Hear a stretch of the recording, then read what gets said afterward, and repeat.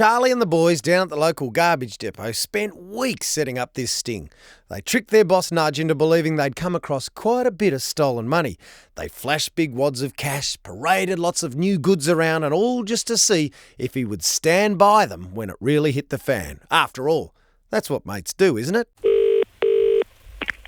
Hello. It's Detective Guy Dobson calling again. We spoke briefly yesterday. G'day, Guy. Now, look, I just want to grab a minute of your time if I can. I mentioned that we were talking about a crime we're investigating with regards armed robbery. That's right. And a sum of money that was located at the...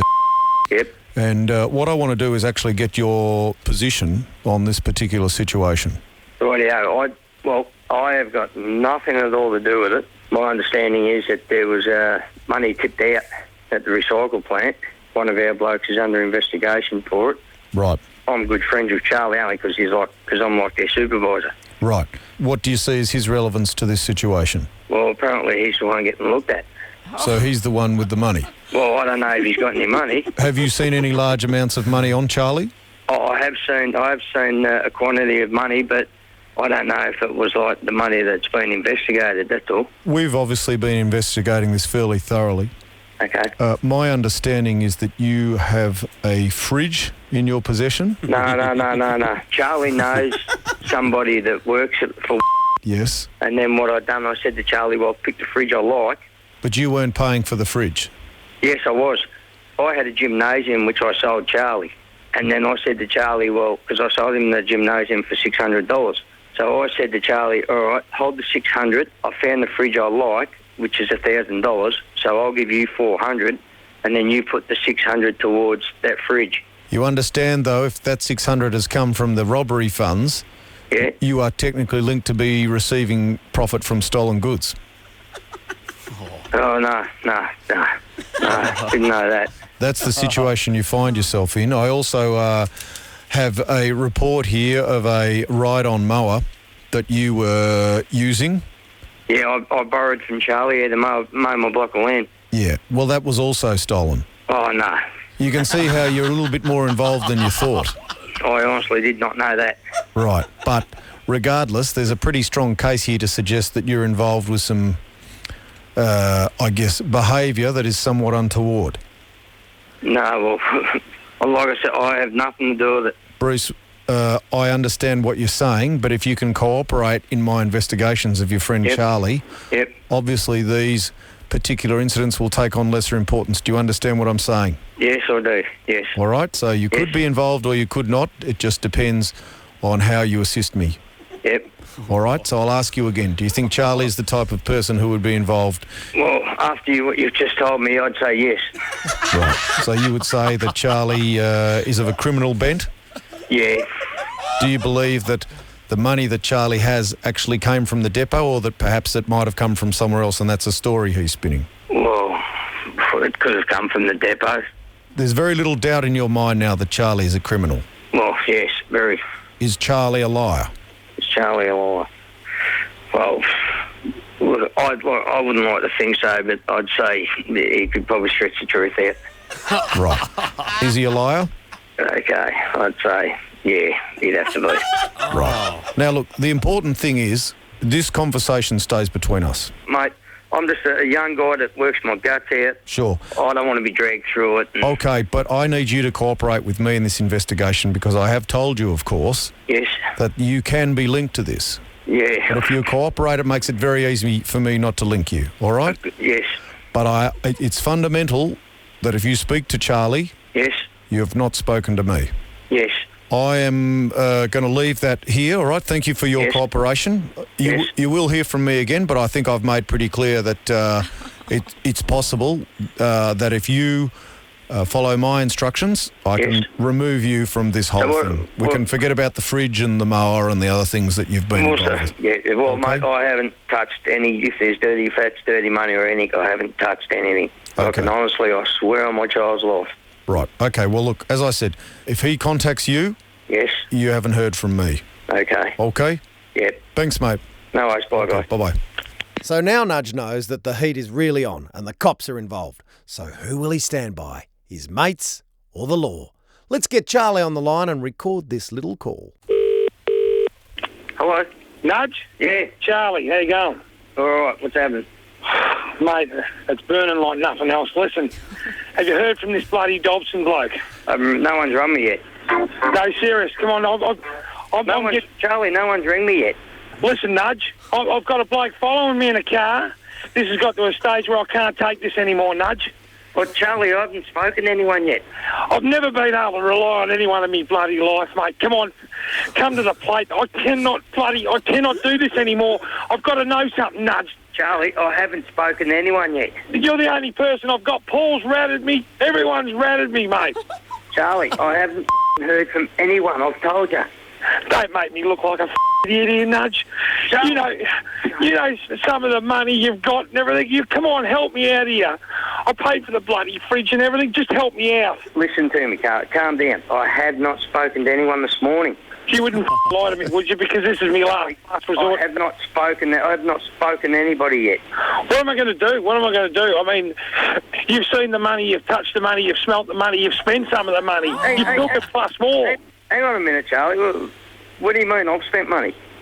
Well, I bought the fridge. Hey, hang on. If you get brought down, don't go bringing me down saying I've spent money when I haven't touched it. What are you talking about, Nudge? This is my livelihood. I just bought a house, mate. Looks like I'm going to lose my job, lose the whole friggin' lot, and you're sitting there lying to me, mate. How do you say that, Charlie? Do you swear on everything, Nudge? Come on. I swear on everything, Charlie. I haven't even spoken to anybody this morning. You know, I thought you'd back me up and be me mate and stick by me.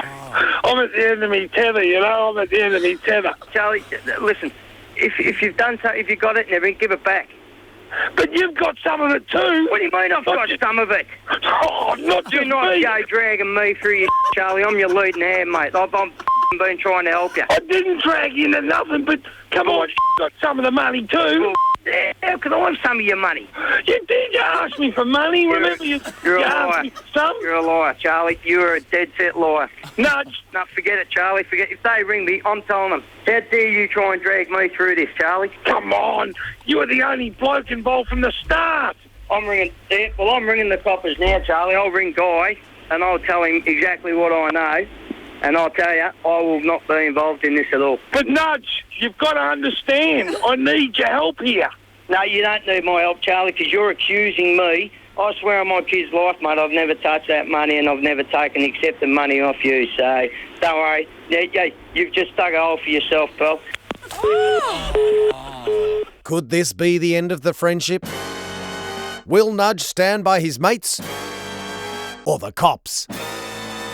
Only one thing could complicate matters any further. Enter Nudge's wife. And now the fun really starts. Will we hear a grown man cry? Hello? Hello, Rachel? Charlie, seriously, buddy? Listen, No. it's not what he thinks. Can I just have a quick word with him? No, you cannot have a quick word with him because you're making him sick. Miss Rachel, can your husband hear you right now? No. Let me just, it's fundamental that he can't hear what I'm saying right now, okay? What's going on? Like, how many people am I talking to here? This is Detective Guy Dobson. That's who Okay. you're talking to. Okay, so Okay. who was just on the other end of the phone? That was Charlie, okay? Okay. Because we're involved in trying to get evidence on this particular situation, all right? Your husband is not involved, okay? Okay. Let me make that specifically clear, but I need you to be honest with me. Can your Yeah. husband hear what I'm saying? No. We're on a mobile phone. This is actually Matt Tilley from Fox FM. This is all a big gotcha prank, okay? Oh, No, just... Rachel, No. I listen to you every single morning. Tell me what your children's names are. Grace, Jack and Oscar. Okay. Okay? Now, listen. What we need you to do, I'm going to get Charlie back on the phone again, all right? Yep. Okay, I'm going to put you on hold and Yep. you're going to go in and force your husband just to take the call, all right, so we can reveal the sting. Okay. Okay? Charlie. What do you want, Charlie? Nudger. No, you've got me literally throwing up because you made me sick, mate. You have made me sick. Just listen to me for a second here, please. All I need to know, have you spoken to someone today, please? Charlie, I have not spoken to anyone today. I'm still waiting.